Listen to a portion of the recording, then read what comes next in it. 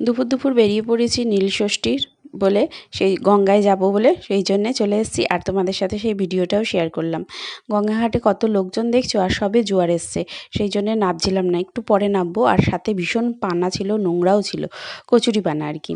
তো এখানেই আমরা স্নান টান করে ভিজে কাপড়েই ঠাকুরের কাছে জল ঢেলে তারপরে বাড়ি চলে যাব। তো যেহেতু এখানে জামা কাপড় মানে চেঞ্জ করার জায়গা আছে, কিন্তু আমরা চেঞ্জ করিনি। আমরা ওই যে দেখো ওইখানে সব দাঁড়িয়ে রয়েছে, ওইখানে ঠাকুরকে পুজো দিয়ে অঞ্জলি দিয়ে তারপরে বাড়ি চলে এসেছি। আর সন্ধ্যাবেলা নীলের উপোস যেহেতু, মানে সন্ধ্যাবেলার বাতি জ্বালাতে হয়, সেই জন্যে ঠাকুরকে ফল মিষ্টি দিয়ে ঠাকুরকে এখানে জল দিয়ে তারপরে প্রদীপ জ্বালিয়ে দেবো। আর সন্ধ্যাবেলা হচ্ছে তুলসী মঞ্চতেও ভালো করে প্রদীপ জ্বালিয়ে ধূপকাঠি দিয়ে ঠাকুরকে পুজো করে নেবো। আর সন্ধ্যাবেলা থেকেই, মানে গঙ্গার থেকে আসার পর থেকেই না মানে খুবভাবে ঠান্ডা লাগছিল, আর প্রচণ্ড কাঁপুনি দিয়ে জ্বর এসেছিলো। আর তার সাথে সাথে আমি কী করেছিলাম, ভিজে জামা কাপড়ের মধ্যেই আমি আইসক্রিম খেয়েছিলাম, আমরা সবাই যে কজন গেছিলাম।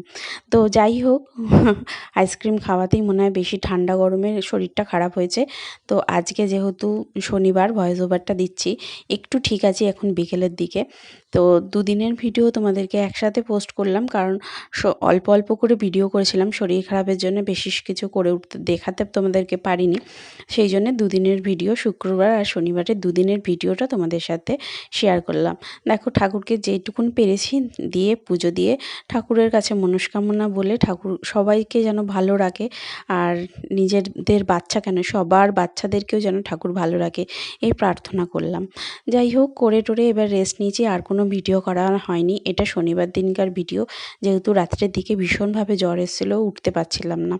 তো সেই জন্যে বাড়ির সবাই মিলে বলেছে যে আজকে আলু সেদ্ধ ভাত খাবে। তো আমি, আলু সেদ্ধ ভাত তো আর এরকমভাবে খাওয়া যায় না সবসময়, কারণ শুক্রবার দিনকেও বাড়িতে সবাই আলু সেদ্ধ ভাতই খেয়েছে। তো আমি বললাম যে ঠিক আছে, তাহলে আজকে একটুখানি আলুর চোখাটা করি, আর ডিম সেদ্ধ ভাত, তার সাথে ঘি।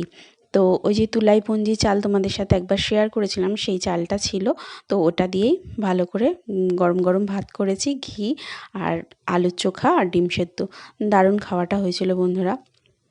তো আমার যেহেতু সর্দির মুখ, সেহেতু মানে এতগুলো লঙ্কা দিয়ে বেশ ভালো করে সুন্দর করে মেখেছিলাম, তো ভালো লাগছিল। তো হয়তো অনেকেই এরকম মানে আলুর চোখা খেতে ভালোবাসো, আবার অনেকে হয়তো ভালোবাসো না। যাই হোক, আমি ভালো করে পরিষ্কার করে সব কিছু করেছি, হাত পা ধুয়ে।